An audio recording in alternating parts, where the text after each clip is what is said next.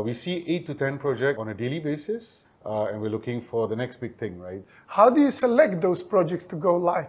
We are kind of like that rubber stamp of trust, because at the end of the day, it's all about the community. A new generation of games that are coming where it's play and earn. We believe this is going to bring the serious gamers into the space.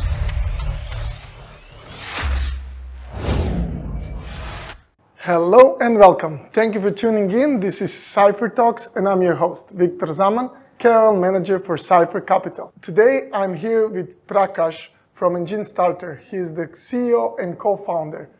Thank you for coming to the studio. Thanks for having me, Victor. Right. Thank you. How does it work, the Enjinstarter? How did you start there? Sure. So we're a Launchpad that's focused on blockchain gaming, entertainment. So in entertainment, we cover music, we cover movies, as well as we cover sports. And lastly, the common word now, it's called Metaverse. So we identify projects in the Metaverse. And how it works for us is we invest between 25K to 100K per project. We help them raise capital. We help them build a community, work with KOLs. So we'll probably need to speak to you a lot more. And the whole idea really is to help these projects to become investor ready, so that we can actually put them on our platform and allow them to actually raise additional capital, right? We are a token ourselves. We went live on the 2nd of October. And how it works on our Launchpad, you need to buy our tokens and hold it, and you need to stake it. And the more you stake it, the more you hold, the bigger allocations that you actually get, right? So that's the way that we operate. And we're primarily focused on the Web3 space, which we feel is the next frontier. And we're looking for the next big thing, right? So we're looking for a lot of these projects that are going to build in Web3, and we're looking at participating in their journey. Great. How do you select those projects to go live? We've got a very detailed process. We've got a team that's dedicated towards that. There are about 6 of them who are constantly reviewing projects. We see 8 to 10 projects on a daily basis.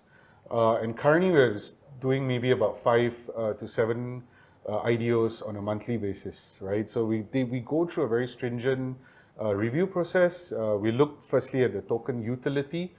We look at the tokenomics, we look at the team, and I think what's very important is we also look at the ability for them to actually use the token in a very practical manner. So that's a very key thing that we look out for. And at this point of time, I think beyond just the tokenomics, we're also looking at how can these projects scale, right? How can they going to build a community? Because at the end of the day, it's all about the community, right? If we believe that a community will come, the token value is going to go up, and that's kind of what we look for. And then, of course, we do a lot of due diligence and KYC because we are kind of like that rubber stamp of trust, and we need to make sure that the founders are fully doxed and they're doing everything in a fit and proper manner. How big is your community? Our community is about 200,000 strong at this point of time.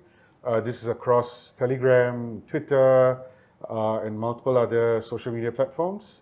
We have localized communities in Vietnam, in Indonesia, and Turkey. We just started a small community in India because we're starting to see a lot more people coming in from tier 2 cities, and they like to communicate in their native languages, and we'll constantly be adding new such communities. And for us, the strength is in the community. We're constantly doing events where people can come and meet in person, finally. And also learn about projects, meet the founders of projects. So we're constantly doing these events to actually grow. And what we're also doing now is we're doing a geographical expansion, which is what brings me here to Dubai, where we're looking at setting up a presence, building the community here so that more people can participate in the projects that we're investing in. Right. And where is the next event from your side you're going to organize? We constantly do events. We host our own events, we participate in other events. Do you have a date maybe? Well, the next one is in the month of June where we're traveling in the US and we're going to NFT NYC. It's going to be my first time at NFT NYC, and I think it's going to be a grand experience. So for the month of June, we're not planning anything yet. The main event that we're actually planning is in September. That's going to be the Formula One week, and that's where a lot of people are going to come from all around the world. Talking about Singapore, right? In Singapore, yes. And this is where we want to showcase Web3 companies and allow these people to kind of experience it. So there'll be NFTs, there'll be games, there'll be movie NFT projects that we're supported. Great. So let's stick a little bit more with the Gamify. So what is your current view on the Gamify? Well, definitely it's a very tough period now, right? I think Axie Infinity was clearly an outlier. They did extremely well, and a lot of people have come and tried to copy that model. But unfortunately, everyone went with the play to earn model, right? They forgot about that games are meant to be entertaining in the beginning, or the most important thing is they have to be entertaining, right? So now we're starting to see a new genre or new generation of games that are coming where it's play and earn, right? So the entertainment value is still key, and along the way they may get some precious item or may have NFTs that may be valuable. So we're definitely seeing a transitionary period that we're going through. We're also seeing a lot more AA, AAA game studios now developing their GameFi projects. So the quality of the graphics is going to be very high end. And with Unreal Engine now having released the latest version, we're going to see a whole new generation of solid games being delivered. We believe this is going to bring the serious gamers into the space because you don't expect the serious esports guys to come in to play Axie Infinity. But there are projects that we are launching like Reign of Terror, where it's high quality graphics and you'll enjoy playing that game. And we expect this to now grow the space to the next level. Right. And last question, what I would say, like a future of the Gamify. So you're very bullish in terms of the Metaverse. How is that going for the investors? Yeah, so I guess the Metaverse is the end game, right? The gaming environments were the original Metaverse.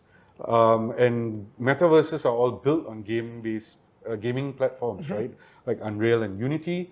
So we expect now this, transition into the Metaverse. A lot more virtual environments are going to be created. More people will actually be spending their time in a digital environment. And very naturally, it's going to change the way that we live, work, and play.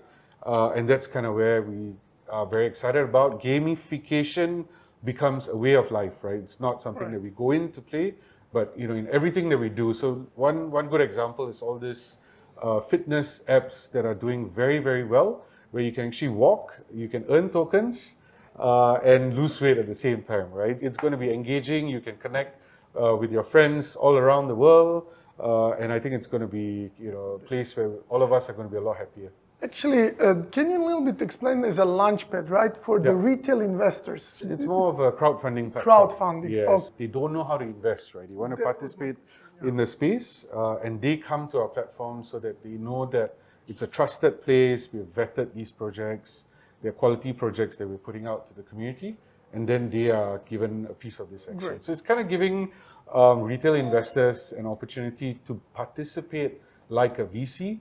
And we're creating a new asset class for them. That's a big chance for everybody in the space. Right. Thank you, Prakash, for coming to our studio. And I see bright future for Enjinstarter and the whole Web3 scene. Thank you very much and see you next time.